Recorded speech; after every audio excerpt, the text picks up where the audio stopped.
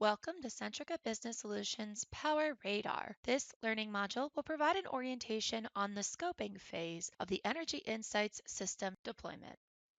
Before installing the Panoramic Power Energy Insights solution, it is important to scope the location of the electrical devices at your facility that will be monitored to ensure the proper quantity and type of hardware is selected for the project, and that the environment is suitable and accessible for a physical installation. A thorough scoping phase produces an efficient and successful installation.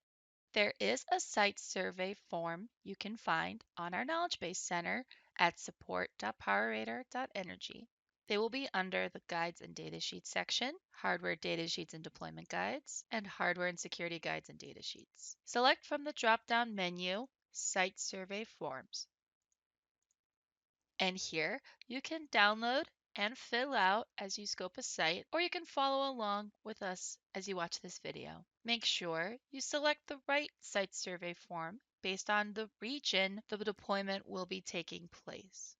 The first element to scope is the communication bridge. The necessary number of bridges is determined by a few factors. The first is the number of electrical panels that have circuit breakers for the load that you want to monitor. A general rule of thumb is to have one bridge per panel. However, since the bridge has a range of 20 feet 6 meters radius or 40 feet 12 meters diameter if bridge is placed in the center, it is a best practice to consolidate the total bridge count by identifying locations within the building that have electrical panels in proximity to each other. So for example, even though there are 5 electrical panels shown, the panel proximity and the bridge's range elicits a scope of 2 bridges. It is worth noting that each bridge has the capacity to receive sensor data from up to 250 sensors. If you are looking to receive pulse data from utility meters, each bridge has 2 independent and configurable pulse input channels.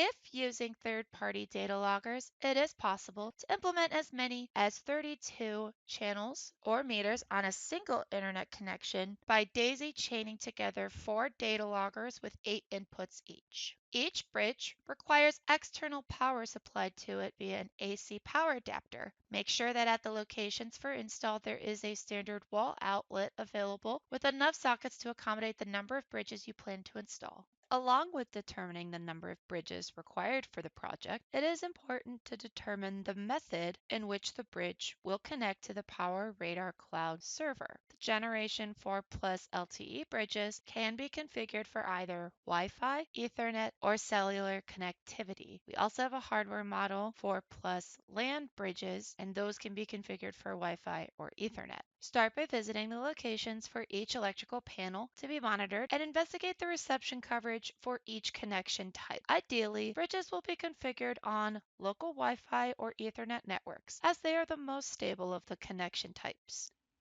Please refer to our PowerRadar Security Overview document available on the Knowledge Base Center in the same section as the site survey forms, but this time select Security Documentation.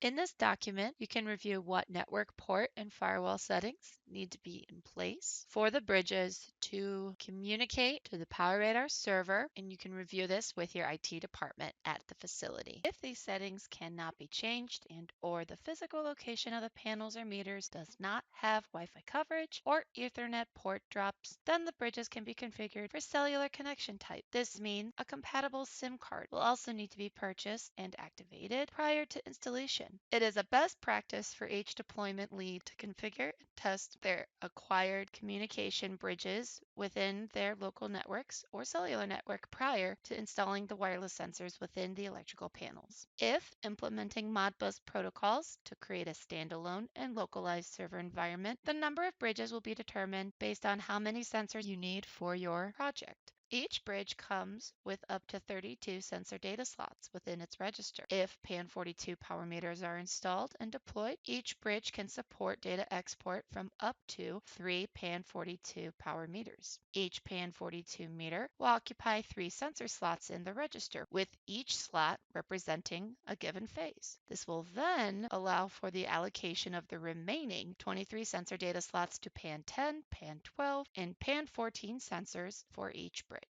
The next focus on the scoping process is the wireless sensors. The most important specifications to consider on the panel level when choosing the appropriate sensor type is the maximum current rating of the electrical loads and the width and gauge of the outgoing unshielded circuit breaker wire. Except for our PAN42 power meter, which is used in applications involving panels rated up to 480 volts, our family of wireless current sensors, i.e. PAN10, PAN12, PAN14 sensors, are not limited by voltage. The maximum current rating of the PAN10 sensor is 63 amps, PAN12 sensor is 225 amps, and any load that draws more than 225 amps will need to use a PAN14 sensor, along with an appropriate external current transformer, or CT, that can clamp around all the conductors for each phase. Ensure that you choose an external CT with a current rating that is at least the typical amperage level of the monitored electrical load, as well as the current rating of the device, and has a maximum output rating of 5 amps. There is such a thing as getting a CT that is too large, and it is important to make sure that 10% of the CT rating is less than the typical current draw of the device. For example, if the circuit breaker rating of the device is 450 amps, but usually runs at 100 amps, then a 500 amp CT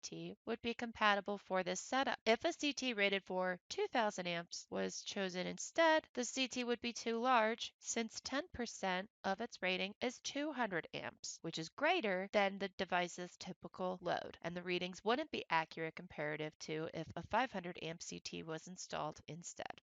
Also, for the most accurate measurements, it is a best practice to monitor each phase of an electrical load with a wireless current sensor, where a three-phase load will have a total of 3 wireless sensors installed. An exception to this would be in the case where the individual phases of an electrical load are balanced, thus requiring only one phase of the given three-phase load to be monitored using a single sensor. With regards to wire width gauge, PAN10 sensor can clamp around wires that are less than 7 millimeters or 0.28 inches in diameter, with PAN12 sensors on wires less than 18.8 millimeters or 0.74 inches in diameter. Any wire width more than 18.8 millimeters or 0.74 inches in diameter will need to use a PAN14 current sensor along with an external CT that can clamp around the wire. Where there are multiple conductors per phase, it is ideal to clamp an external CT around all the wires for each phase. Our PAN14 current sensors and PAN42 power meters are compatible with rope CTs or Rogowski coil type CTs, allowing for submetering of high current loads and electrical bus bars. If